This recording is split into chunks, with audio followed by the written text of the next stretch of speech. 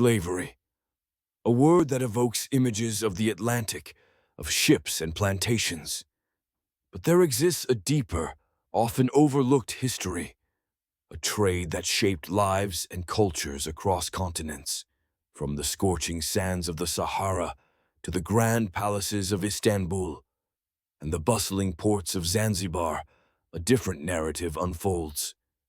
This is the story of the Islamic world's slave trade, a complex web of human captivity that endured for over 12 centuries.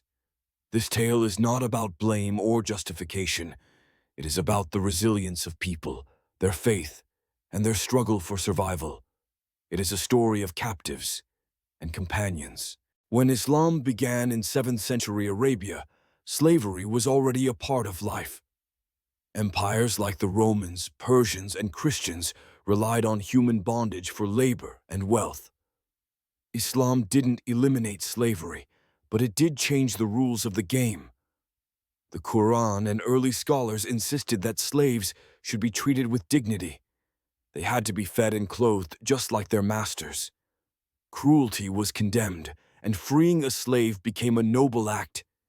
In theory, enslaving fellow Muslims was off limits, but in practice, politics and greed often overshadowed these teachings. From the start, faith, law, and profit battled for dominance, with human lives caught in the middle. For over 1,000 years, 3 major routes fueled the trade of bondage. The trans-Saharan route saw caravans crossing the vast Sahara, transporting countless men, women, and children to markets in Timbuktu, Fez, Tripoli, and Cairo. These individuals were forced into labor on farms, in mines, and within households, some even joining armies that expanded empires. To the east, dhows set sail from the Swahili coast, bringing captives from modern-day Tanzania, Kenya, and Mozambique to Arabia, Persia, and India.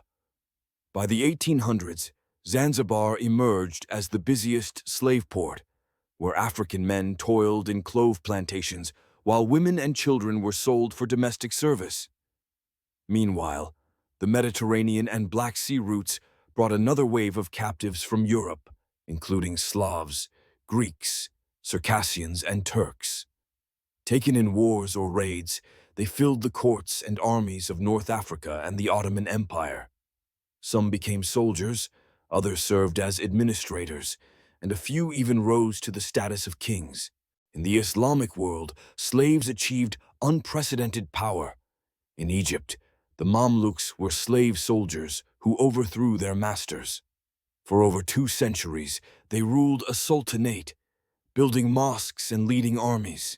They fought against crusaders and Mongols, born as slaves but remembered as kings.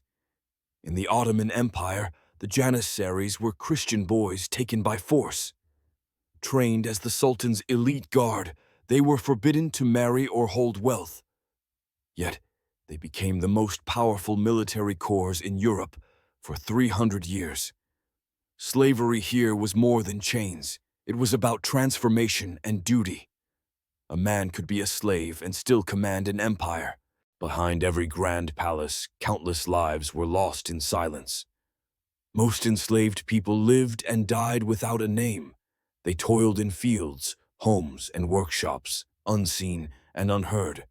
In Iraq, the Zanj labored in harsh salt marshes. When they rose against their oppressors, it took years to quell their spirit. Tens of thousands paid the ultimate price for their fight. For every Mamluk prince, there were countless forgotten souls. Their stories linger only as whispers, fragments lost in the sands of time. By the 19th century, the world was shifting beneath our feet. European abolition movements urged Islamic nations to end the slave trade. The British Navy was out there, intercepting slave ships near Zanzibar. In 1847, Tunisia took a bold step and outlawed the slave trade. The Ottoman Empire followed suit with decrees in the 1850s and 1870s. Under pressure from the British, Zanzibar abolished slavery in 1897. But change is never easy. Old habits die hard. Domestic servitude lingered well into the 20th century. And even today, some forms of bondage remain, hidden under new names: trafficking, debt labor, coercion. As the sun rises over the desert and the call to prayer echoes, we reflect on a profound legacy. From Cairo to Zanzibar, the echoes of history resonate in our language, music, and memories. Millions carry the bloodlines of African, Arab, and Eurasian ancestors, shaped by a long and complex past.